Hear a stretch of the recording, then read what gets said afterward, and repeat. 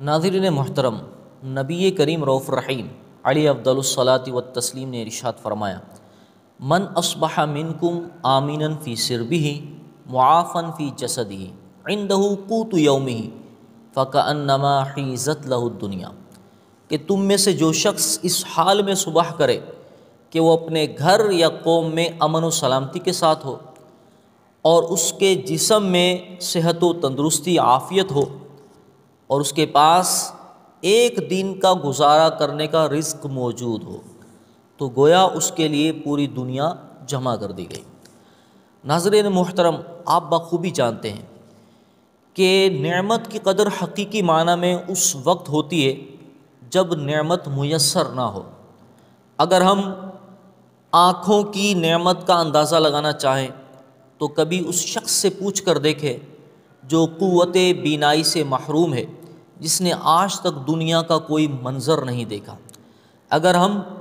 قوت گویائی اور قوت سماعت کی اہمیت کا اندازہ لگانا چاہتے ہیں تو کبھی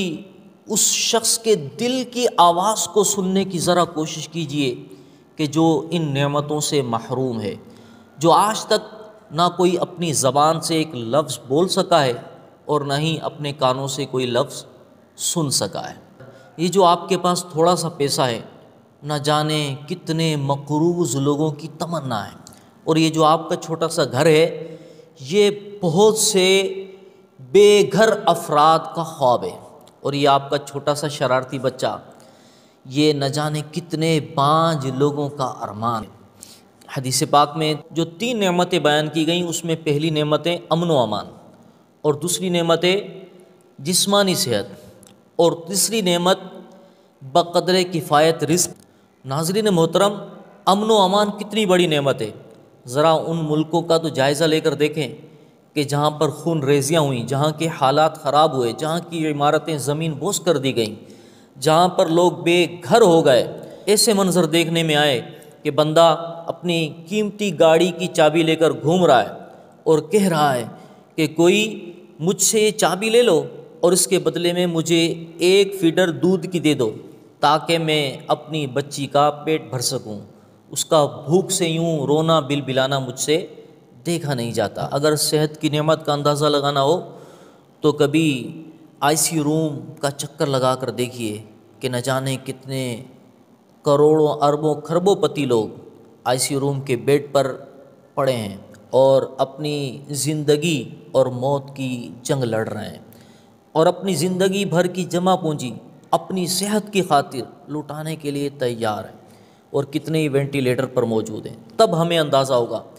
کہ گھر کی یہ چٹائی ہسپتال کے بیڈ سے بہت بہتر ہے۔ اگر رزق کی اہمیت کا اندازہ لگانا ہو تو کبھی اس شخص کے احوال سن کر دیکھیے کہ جسے 2 وقت کا کھانا بھی میسر نہیں ہے، رزق کی تنگی کی وجہ سے جس کے گھر میں فاقہ ہوتا ہے۔ تو ناظرین محترم، اللہ کے کرم سے یہ نعمتیں آپ کے پاس موجود ہیں، بلکہ ہمارے پاس تو وہ نعمتیں بھی موجود ہیں جو خدائی کا دعویٰ کرنے والے، دنیا پر حکومت کرنے والے کافر نمرود کے پاس بھی موجود نہیں تھی۔ یہ AC، یہ فریج، یہ گاڑی نمرود کے پاس کہاں تھے؟ اور جو حدیث پاک میں ایک سوچ دی گئی ہے کہ جس کے پاس یہ 3 نعمتیں ہیں تو گویا اس کے لیے دنیا جمع کر دی گئی، تو جس کے پاس بھی یہ نعمتیں وہ خود کو بادشاہ سے کم نہ سمجھے۔ یہ مثبت سوچ انشاءاللہ عز و جل ہمیں شکر کی طرف مائل رکھے گی، اور شکر کرتے رہیں گے تو انشاءاللہ عز و جل خوش رہیں گے۔ اللہ تبارک و تعالی ہمیں دین و دنیا کی بھلائیوں سے مالا مال فرمائے۔